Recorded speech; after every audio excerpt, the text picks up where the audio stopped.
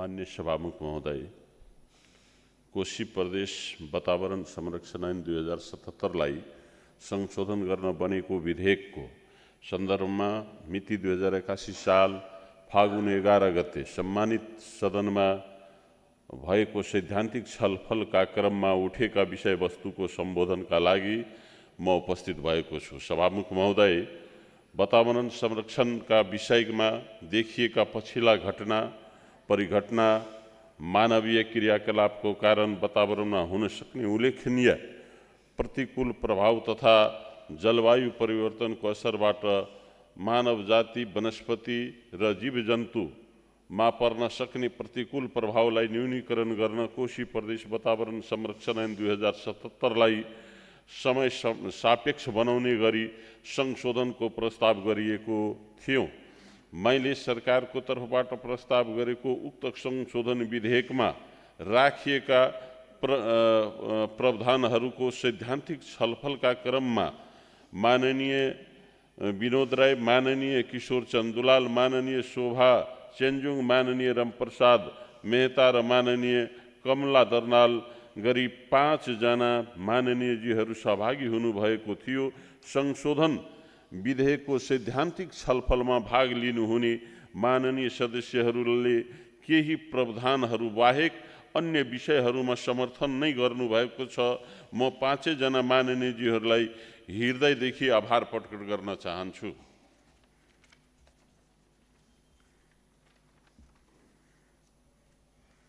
मान्य सभामुख महोदय, प्रस्तावित विधेयकमा समितिले आवश्यक परेको जुनसुकै समयमा पनि प्रचलित कानुन बमोजिमको सुविधा प्राप्त गर्न सक्ने गरी बैठक सञ्चालन गर्न सक्ने भनी प्रस्ताव गरिएको विषयमा माननीय विनोद राईले जिज्ञासा राख्नु भएको छ। उहाँले दोहोरो सेवा सुविधा लिन नपाइने र कार्यालय समयमा बैठक सञ्चालन गर्दा दैनिक रूपमा सेवा प्राप्त गर्न आउने सेवाग्राहीलाई समय दिन नसक्ने भएकोले जनताले दुख पाउने अवस्था सिर्जना हुन्छ भन्ने, यसलाई हटाउने उपयुक्त हुने सुझाव दिनुभएको छ। माननीयज्यूले दिनुभएको सुझावको सम्मान गर्दै यस सन्दर्भमा यस विषयलाई प्रस्ट्याउनु पर्ने मैले ठानेको छु। ऐनको कार्यान्वयनको क्रममा देखिएको समस्यालाई समाधान गर्न मैले यो प्रस्ताव गरेको हुँ। वातावरणीय अध्ययनको लागि आयोजनाको प्रकृतिको अनुसारका विज्ञको आवश्यकता पर्ने सबैजना विज्ञ विराटनगरमा मात्र नभएर धरान, झापा, इटहरी, कतिपय अवस्थामा काठमाडौँबाट समेत आमन्त्रण गर्न पर्ने अवस्था हुन्छ। त्यसै गरी 14वटा जिल्लामा आयोजना सञ्चालन हुने हुँदा प्रस्तावकहरू विराटनगर बाहिरका पनि रहन्छन्। वातावरणीय अध्ययन प्रतिवेदनको पुनरावलोकनको लागि कार्यालय समय अघि वा पछि मात्र समय निर्धारण गर्दा एक दिनमा विराटनगर आएर गर्न सकिने कार्यलाई बाहिरबाट आएका विज्ञ तथा अध्ययन टोलीले रात बिताउनु पर्ने अवस्थाको सिर्जना हुन्छ। विराटनगरमा रात बिताउनु पर्ने गरी विज्ञहरूको सुविधा दिन हामी असमर्थ छौँ। हाम्रो खर्चको मापदण्डले त्यो नधान्ने अवस्था छ। अहिलेको अभ्यास कार्यालय समय अघि र पछि नै हो, तर त्यसले विज्ञहरूलाई सहज रूपमा प्राप्त गर्न सकिने अवस्था रहने विज्ञको समय कुर्दा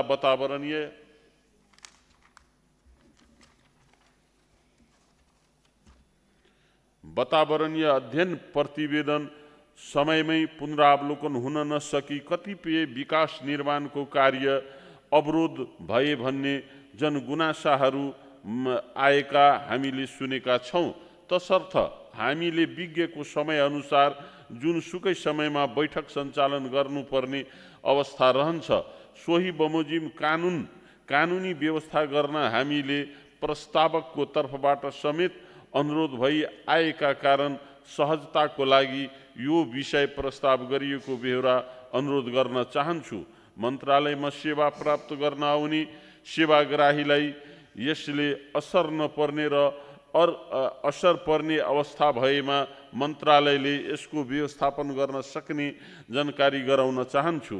माननीयज्यूले ताप्लेजुङको पाथिभारा, मुकुलुङको ताप्लेजुङको पाथिभारा, मुकुमलुङको विषय जोड्दै साँच्चैकै वातावरणीय अध्ययन गरिएको भए, वातावरणीय प्रभाव हेरिएको भए, वातावरणीय अध्ययनको क्रममा स्थानीयलाई महत्त्व दिने गरेको भए यो समस्या आउने थिएन होला। तसर्थ स्वीकृतीय वातावरणीय अध्ययन प्रतिवेदनहरू कपी पेस्ट त हुने गरेको छैन भन्ने आशंका व्यक्त गर्दै कानुनहरू निर्माण गर्दा यस्ता विषयलाई ध्यान दिनुपर्ने विषय उठाउनु भएको छ। अध्ययन प्रतिवेदनहरूलाई सूक्ष्म ढङ्गले अध्ययन गरी विज्ञहरूको राय सुझावको आधारमा अध्ययन गरिएको भए हाम्रा आयोजनाहरू विवादित नहुने विषय राख्नु भएको छ।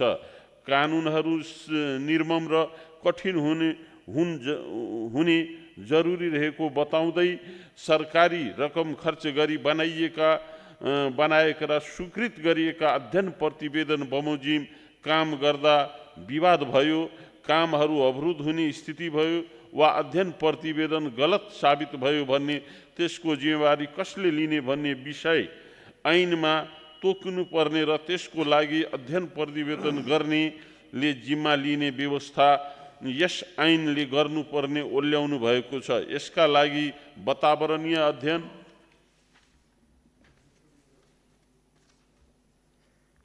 प्रतिवेदन स्वीकृतिको क्रममा शर्तहरू राखिने गरिएको छ।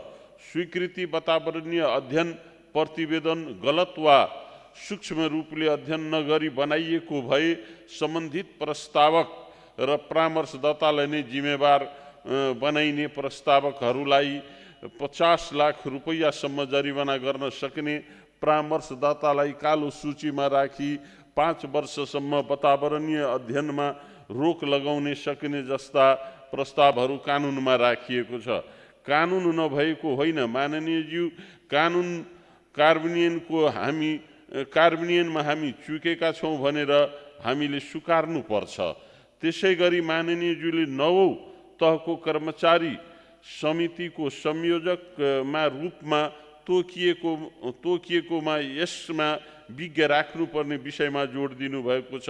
यसमा 9औं तहको कर्मचारी बैठकको संयोजन मात्रै गर्ने हो। समितिको वातावरण निरीक्षण विषय र योजनाको प्रकृति अनुसार अन्य विषय विज्ञहरू रहने व्यवस्था छ। वातावरण निरीक्षण र हरेक विषय विज्ञहरूले आफ्नो क्षेत्र हेरी राय सुझाव दिने गर्नु भएको छ। सोही बमोजिम अध्ययन प्रतिवेदन पुनरावलोकन गरी स्वीकृतिको लागि सिफारिस गर्ने व्यवस्था छ। शर्त संयोजन गर्ने विषयका रूपमा मात्र यसलाई हेरिदिनु हुन अनुरोध छ।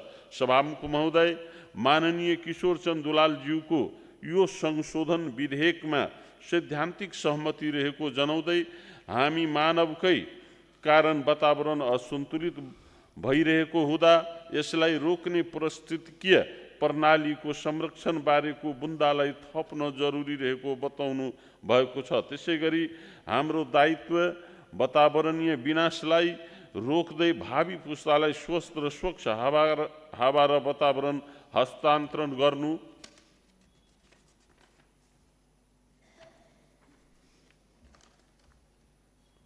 पनि रहेकोले वायु प्रदूषण रोक्न, फोहोर मैला विसर्जन गर्ने कार्य सुरक्षित गर्ने प्रावधान थप गर्नुपर्छ र त्यसो गरेमा यो विधेयक अग्रगतिको विधेयकको बनिने भन्ने सुझाव दिनुभएको छ। माननीय ज्यूको सुझावलाई सम्मान गर्दै वातावरण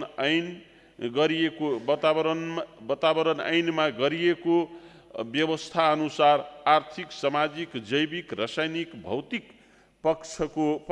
पक्षहरूको विश्लेषण गरी वातावरण ऐन तथा नियमावलीमा व्यवस्था गरिएको हुँदा त्यसैको कार्यान्वयन मार्फत पारिस्थितिकीय प्रणालीको संरक्षण हुने र वातावरणीय अध्ययन प्रतिवेदनले विभिन्न प्रकारको प्रदूषण नियन्त्रणका लागि वातावरणीय व्यवस्थापन आयोजना सुझाउने जानकारी गराउँदै थप अर्को व्यवस्था गरिरहन जरुरी नरहेको अनुरोध गर्न चाहन्छु।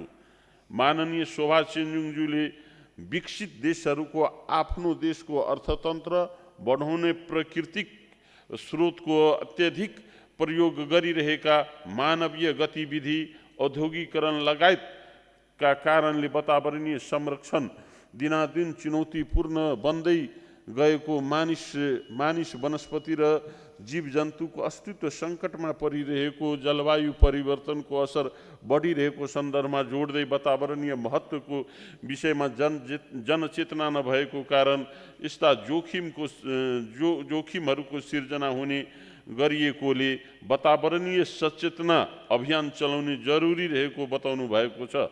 त्यसै गरी ग्रिन हाउस ग्यासको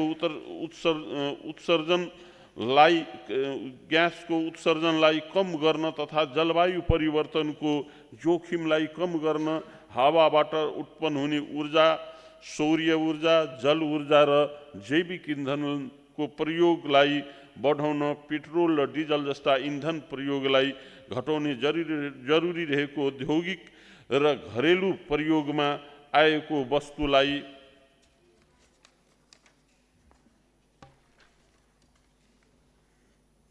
जलस्रोतमा मिसाउन रोक्नुपर्ने, जल प्रदूषण नियन्त्रणका लागि प्रशोधनका व्यवस्था गर्नुपर्ने, प्लास्टिक जन्य प्रदूषण रोक्नको लागि पुनः प्रयोगमा आउन नसक्ने सामग्रीको प्रयोग गर्ने र प्लास्टिक निषेध अभियान सञ्चालन आवश्यक रहेको सोही बमोजिम व्यवस्था गर्नुपर्ने ओल्याउनु भएको छ। माननीयज्यूले राख्नुभएको अन्य विषयमा वृक्षारोपणलाई जोड दिनुपर्ने, रासायनिक मलको प्रयोगलाई घटाई जैविक मलको प्रयोगलाई बढावा दिनुपर्ने बताउनु भएको छ।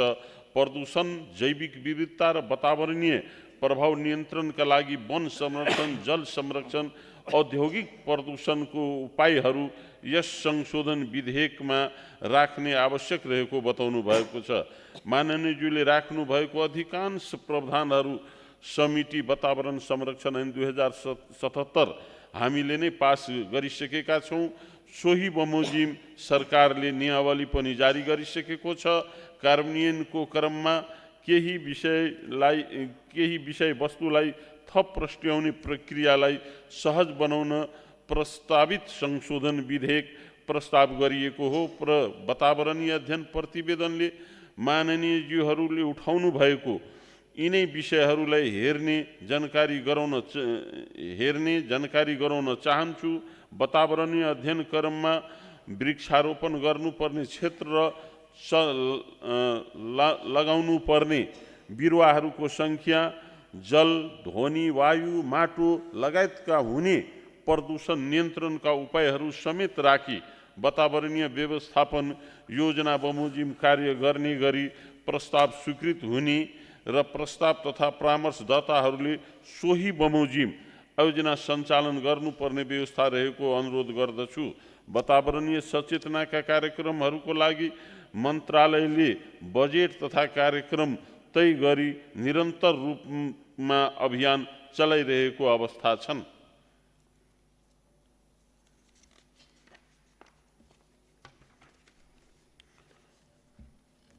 सभामुख महोदय, संविधानले स्वच्छ र स्वस्थ वातावरणमा बाँच्न पाउने गरी मौलिक हकको रूपमा व्यवस्था गरेको वातावरणीय प्रदूषणबाट भएको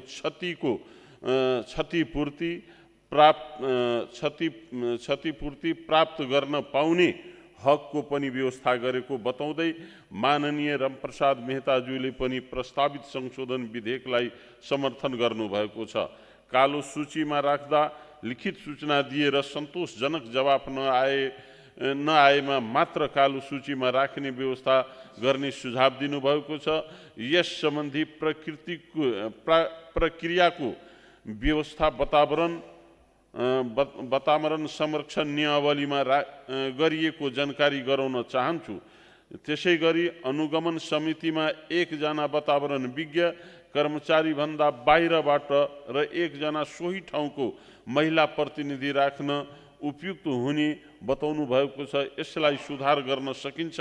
वातावरण संरक्षणका लागि वृक्षारोपणमा ध्यान दिनुपर्ने, उत्तिसको कटानलाई नियन्त्रण गर्नुपर्ने, एकदमै छोटो 50 मिटरको दूरीभन्दा धेरैवटा समिल स्थापना हुने गरेकोले त्यसलाई नियन्त्रण गर्ने व्यवस्था राख्नुपर्ने। धुवाँ धुलो गाडीले हर्नले पनि प्रदूषण गरेको, गाडीको हर्नले पनि प्रदूषण गरिरहेको हुँदा नसमेटिएको भए त्यसलाई पनि समेट्नुपर्ने।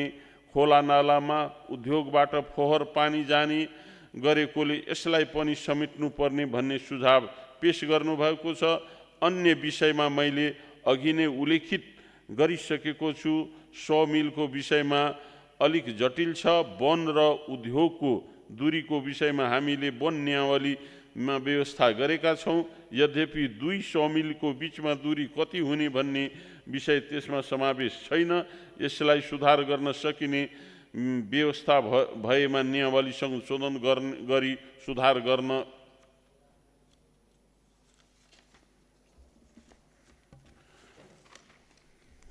गर्न सकिन्छ। जलवायु, पानी, माटो प्रदूषण नियन्त्रणको मापदण्ड बनाउन पर्ने आवश्यकता हामीले महसुस गरेका छौँ। सरकारले बनाउन सक्ने गरी ऐनमा व्यवस्था गरिएको छ। त्यसको लागि सरकारले छिटै कार्य अगाडि बढाउने जानकारी गराउन चाहन्छु। माननीय कमला दर्नालज्यूले वातावरण स्वच्छ र सफा भएको मानव जीवन स्वस्थ रहने, वातावरण मानवको दैनिक जीवनमा प्रभाव पर्ने विषय भएकोले यसलाई स्वच्छ राख्नुपर्ने विषयलाई जोड दिनुभएको छ। यो विधेयक समय सापेक्ष रहेको बताउँदै प्रस्ताव गरिएको अनुगमन टोलीमा महिलाहरूको प्रतिनिधित्व हुने व्यवस्था नभएकोले यसलाई समावेशी बनाउँदा राम्रो हुने सुझाव दिनुहुँदै अन्य प्रावधानहरूमा सैद्धान्तिक रूपमा समर्थन रहेको बताउनु भएको छ। सुझावको लागि धन्यवाद मान्यज्यू। अनुगमन टोलीलाई समावेशी बनाउन सकिन्छ। यस विषयमा छलफल गरौँला, अघि बढौँला। मान्य सभामुख महोदय, मैले माननीयज्यूहरूले उठाउनु भएको विषयहरूमा सरकारको तर्फबाट आफ्नो धरना प्रस्तुत गरे। मान्यज्यूहरूले थप गर्नुपर्ने अन्य उपयुक्त विषयहरूलाई दफावार छलफलका क्रममा राख्न सक्नु नै हुनेछ। सैद्धान्तिक छलफलमा आफ्ना धरना र सुझाव राख्नुहुने 5 जना मान्यज्यूहरूलाई विशेष धन्यवाद र आभार प्रकट गर्दै बिदा हुन चाहन्छु। धन्यवाद।